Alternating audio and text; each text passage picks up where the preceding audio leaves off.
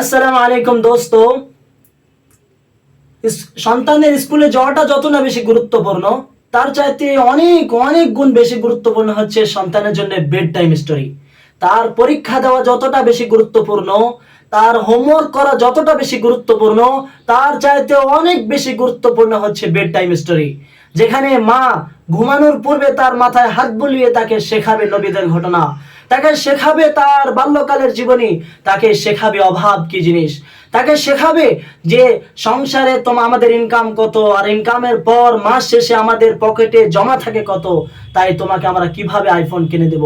তাকে শেখাবে সামাজিকতা, তাকে শেখাবে সমস্ত কথা, তাকে শেখাবে ইসলাম কি জিনিস। সন্তান হচ্ছে আল্লাহ তাআলার দেওয়া একটি নিয়ামত, সুতরাং সেটি তখনই নিয়ামত হবে যখন তাকে আপনি মানুষের মতো মানুষ গড়াবেন।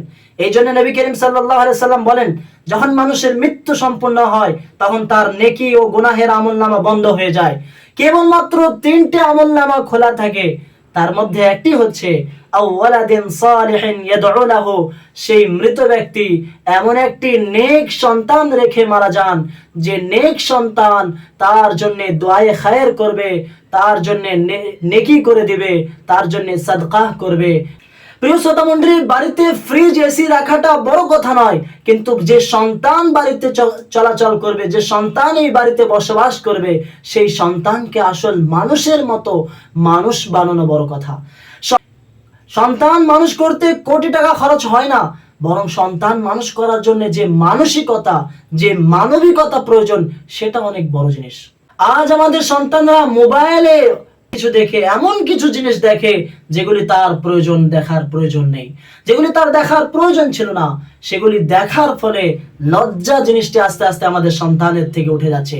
তাই নবী করিম সাল্লাল্লাহু আলাইহি সাল্লাম বলেন, ইদা লাম তাস্তাহি ফাসনা মা শিতা, যখন তোমাদের ভিতর থেকে লজ্জা উঠে যাবে তখন তোমরা যা ইচ্ছা তাই করতে পারো। আমাদের সন্তানদের মধ্যে হতে দিনের পর দিন লজ্জা উঠে যাচ্ছে, বড়দের সম্মান করার যে বিষয়টি সেটা উঠে যাচ্ছে। সন্তান যখনই যা কিছু চাইবে, যখনই যেটাই আবদার করবে, সেটা সঙ্গে সঙ্গে কিনে দিবেন না। এতে আপনার ক্ষতি, এতে আপনার সন্তানের ব্রেন ডেভেলপ হবে না। সন্তান যখনই চাইবে তখন তাকে এটা শেখাবেন যে তুমি যদি এই কাজটি করো তাহলে আমি তোমাকে এই জিনিসটা কিনে দেবো। আপনি অবশ্যই দিবেন, কিন্তু তার আগে একটি শর্ত রাখবেন, তাকে শেখাবেন যে দুনিয়াতে কোনো জিনিস ফ্রি পাওয়া যায় না, কোনো জিনিস ফ্রি নয়, বরং মেহনতের বলে নিজের মেহনতে তোমাকে অর্জন করতে হবে। তাই তার সাথে আগে একটি শর্ত রাখবেন, এইটি করো তবে তোমাকে আমি এইটি দিব। তারপরে আপনি এটাও শেখাবেন যে আমার যে সম্পদ আছে এই সম্পদ তোমার নয়, এটা হচ্ছে এক্সট্রা, নিজে মেহনত করে অর্জন করো, নিজে মেহনত করে জমা করো। যতদিন না মুসলিম সমাজ শিক্ষার দিকে আগে না যাবে, শিক্ষার দিকে আগে না বাড়বে, ততদিন মুসলিম সমাজ উন্নত করতে পারে না, উন্নত হতে পারে না। আজ দেখা যায় যে মাধ্যমিক পাশ করার পর মোটামুটি 50% সন্তান তারা পড়াশোনা ছেড়ে দেয়, আর 12 পাস করার পর, 12 ক্লাস পাস করার পর 60% সন্তান তারা তাদের পড়া থেকে পিছিয়ে আসে। সন্তান হচ্ছে একটি সাদা পেপারের ন্যায়, সেখানে আপনি যা রাখবেন, যা লিখবেন তাই লেখা হবে। তাই সন্তানের ব্রেন হচ্ছে একটি সাদা পেপারের ন্যায়, আপনি তাকে যা শিক্ষা দিবেন, যে শিক্ষা দিবেন, যেমন ভাবে দিবেন, সে সেরকম ভাবেই গড়বে। সুতরাং সন্তান হচ্ছে আল্লাহ তাআলা দেওয়া নিয়ামত, সেই সাদা পেপারে আপনি সেগুলি লিখবেন, আপনি সেগুলি রাখবেন যেগুলি তার জন্য উপকারী হবে, যেগুলি আপনার মৃত্যুর পর সে সেগুলিকে সামনে রেখে, সেগুলিকে বেস করে বুনিয়াদ ভাবে সেগুলোকে নিয়ে আগে যাবে। সন্তানের প্রত্যেকটি ভালো কাজের, প্রত্যেকটি ছোট্ট ছোট্ট ভালো কাজের অধিক পরিমাণে প্রশংসা করুন। তার প্রত্যেকটি কাজের যদি তার কাছে প্রশংসা আসে, তখন সে সেই ভালো কাজগুলি আরো বেশি করবে, আরো বেশি করতে চাইবে। তার ব্রেন এটা তাকে সর্বদা অ্যালার্ম দিবে যে তুমি এই কাজটি করলে তোমার বাড়ি থেকে প্রশংসা আসবে, এই কাজটি করলে তোমার পিতা প্রশংসা করবে। সুতরাং তার ছোট্ট ছোট্ট কাজগুলিকে গুরুত্ব দিন আর তার অধিক পরিমাণে প্রশংসা করুন। সন্তানকে আপনি ইসলাম শেখান, ওলামাদের সাথে মিলান, ওলামাদের সাথে সাক্ষাৎ করান, ওলামাদের সাথে পরিচয় করান। যদিও সে আজ ইসলাম না মানলেও, আজ সে নামাজ না পড়লেও, একটি সময় আসবে যে তার ব্রেন তাকে সেই পিছনের কথাগুলিকে স্মরণ করিয়ে তাকে নামাজি বানাবে, তাকে ইমানদার বানাবে, আর পেছনের যে ক্রেডিট, এর পিছনে যে ক্রেডিট, সে সম্পূর্ণভাবে আপনার কাছে যাবে। সুতরাং সন্তানকে ওলামাদের সাথে মেলান, দ্বীন ইসলামের জ্ঞান ও সন্তানের মধ্যে রাখুন। সন্তানকে দায়িত্ব দিন, আপনার সন্তানকে আপনি দায়িত্ববান বানান। বাজারে যাওয়ার পূর্বে তার হাতে টাকা এবং ঝোলাটি ধরিয়ে দেন আর বলেন যে তুমি বাজার করো, আমি দেখতে আছি। তাকে ছোট্ট ছোট্ট বিষয়ের দায়িত্ব দেন, দেখেন যে তার দায়িত্বগুলি সে সম্পূর্ণ করতে পারছে কিনা, তার দায়িত্বতে সে গাফিলতা আছে কিনা, তার দায়িত্বতে সে অলসতা করছে কিনা, সে ভুল করছে কিনা। এরকম ভাবে তাকে শেখান। দায়িত্ববান হতে হলে কতটা বুদ্ধি লাগে। যত বেশি সন্তান দায়িত্ববান হবে তত বেশি সমাজে গুনাহ কমে যাবে।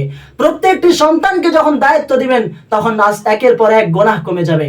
আর প্রথম যে কথাটি বলেছিলাম, বেড টাইম স্টোরি, প্রত্যেকদিন রাত্রে ঘুমানোর পূর্বে দিনের হিসাব নিকাশ নেওয়া আর সন্তানকে নতুন কথা শেখানো, নতুন কথা বলা, যেটি স্কুলের মাস্টারও শেখাতে পারে না, যেটি আমার মসজিদের মক্তবের কোনো শিক্ষকও শেখাতে পারে না, সেটি আপনি শেখাতে পারেন। সন্তান আপনার, আপনি আপনার সন্তানকে অনেক বেশি মূল্য দিন। আপনি আপনার সন্তানের জন্য প্রত্যেক দিন সময় দিন, প্রত্যেক দিন তাকে বোঝান, তার সাথে একটি বন্ডিং সিস্টেম তৈরি করেন, ভালোবাসা তৈরি করেন।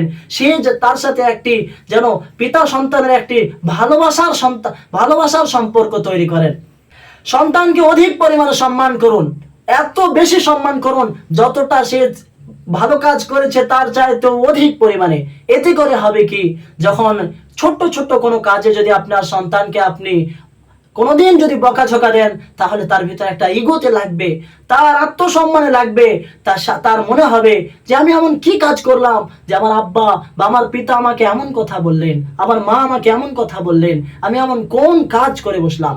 সুতরাং সম্মান যত বেশি দিবেন, আপনি সম্মান করবেন, আপনার সোসাইটি সম্মান করবে, সেই বাচ্চার শিক্ষক সম্মান করবে, তখন সেই সন্তানের দ্বারাতে একদিন সম্মানিত কোনো কাজ হবে। সেই সন্তান দেশকে পরিবর্তন করতে সক্ষম, সেই সন্তান আপনার আলোড়ন তুলতে সক্ষম। যে সন্তান সম্মান পেয়েছে, যে সন্তান সমাজে সম্মান পেয়েছে, যে সন্তান বাড়িতে সম্মান পেয়েছে, যে সন্তান আপনার স্কুলে সম্মান পেয়েছে। সন্তানের প্রত্যেকটি ছোট ছোট কাজকে অনেক গুরুত্ব দিন, প্রত্যেকটি কথাকে অনেক গুরুত্ব দিন, তার ছোট ছোট কাজগুলিকে গুরুত্ব দিন, তার ছোট ছোট ভুলগুলিকে শুধরে দিন, তার ছোট ছোট ভালো কাজগুলির প্রশংসা করুন। চেষ্টা করবেন সন্তানের সামনে যেন কোনোদিন কোনো গালিমন্দ কোনো কথা না বলা, মন্দ কোনো কথা না বলা, তার সামনে কোনো খারাপ উচ্চারণ না কথা না বলা, খারাপ মেজাজি স্বরে কথা না বলা। তাতে করে তার ব্রেনে একটি খারাপ প্রভাব পড়বে।